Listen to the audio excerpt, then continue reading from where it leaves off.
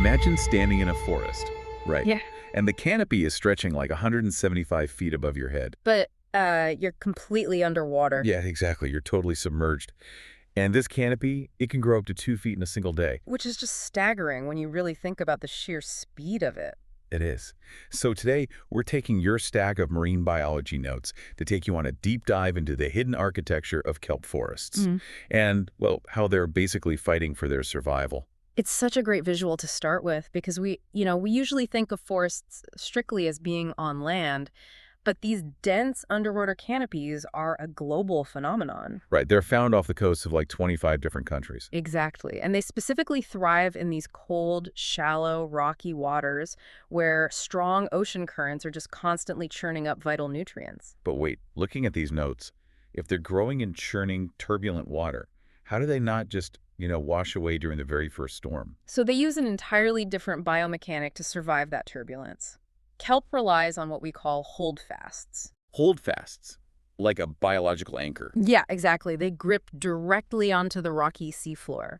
And from there, they have these flexible, rubbery stems called stipes. Okay, so they sway and stretch with the current rather than resisting it and just snapping. Right. And to reach that 175-foot height toward the sunlight, they have these tiny gas-filled bladders. Pneumatocysts, like little balloons pulling the whole thing up. Yeah, pulling it right to the surface. Reading through this, it feels less like a plant and more like I don't know, a bustling underwater skyscraper. That is actually a brilliant way to picture it. Right, because down in the basement, around those holdfasts, you've got sea stars and anemones setting up shop. And then you move up the stipes, the middle floors of your skyscraper, and that's where turban snails and rockfish navigate all that vertical space. And finally, you hit the penthouse, that thick canopy at the surface where the sea otters and harbor seals hang out. It's that three-dimensional architecture that is the whole key here.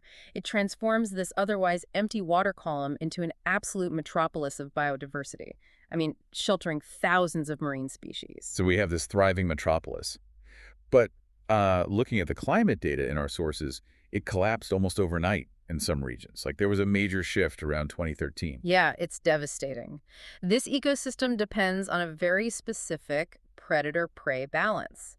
Normally, sea otters and the massive sunflower sea star. The one with like 15,000 feet, which is terrifying but amazing. Totally. They normally keep these plant-eating purple sea urchins in check, but in 2013, a really severe marine heat wave known as the blob just settled over the North American coast. And since kelp needs those cold, churning currents for nutrients, this stagnant warm water effectively just starved the forest. That is the exact mechanism, yeah. Yeah. It suffocated the nutrient supply.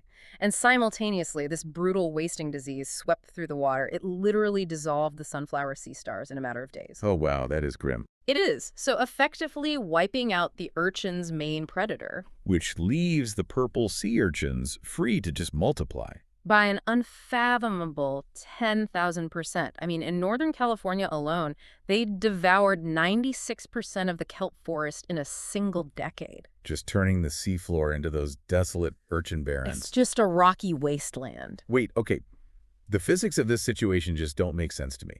If the urchins ate 96% of the kelp, their main food source, how are millions of them surviving in a barren wasteland? Why aren't they just starving to death? Because they essentially shut down. They enter this state of torpor. Like hibernation. Sort of, but they actually absorb their own reproductive organs just to stay alive. They become these empty zombie urchins. Zombie urchins, that's wild. Right. Capable of surviving on the barren seafloor for decades, literally just waiting for a stray piece of kelp to drift by. Okay, but if these zombie urchins are just sitting there on the seafloor in torture doing nothing, why can't we just scoop them up and remove them? People are doing exactly that. In Mendocino, California, divers are actively trapping these empty urchins and bringing them to land for urchin ranching. Urchin ranching. Yeah, they feed them in tanks to fatten them back up, restoring their reproductive organs, which is the highly prized uni you see on sushi menus, and then they sell them to restaurants. So we're literally eating our way out of an ecological disaster. That is brilliant. Yeah. And it clears space for the other interventions mentioned here, like in Humboldt Bay, where they're farming bull kelp to grow resilient seeds. Exactly, to replant the wild canopies. But the most ambitious intervention might be Project Death Star in Washington state. Oh, right. Breeding the critically endangered sunflower sea star in captivity. Which many thought was impossible.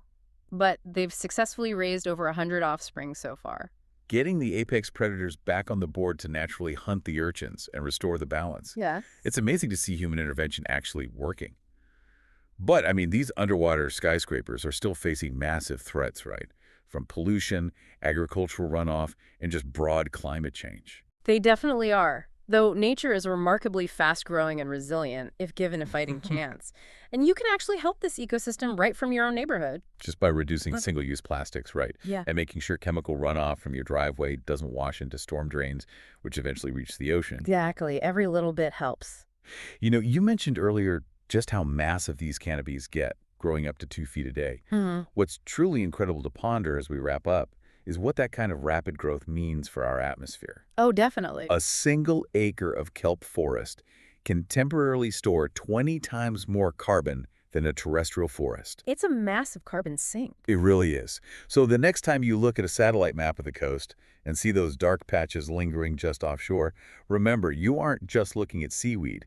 You are looking at a towering underwater metropolis fighting to save our climate.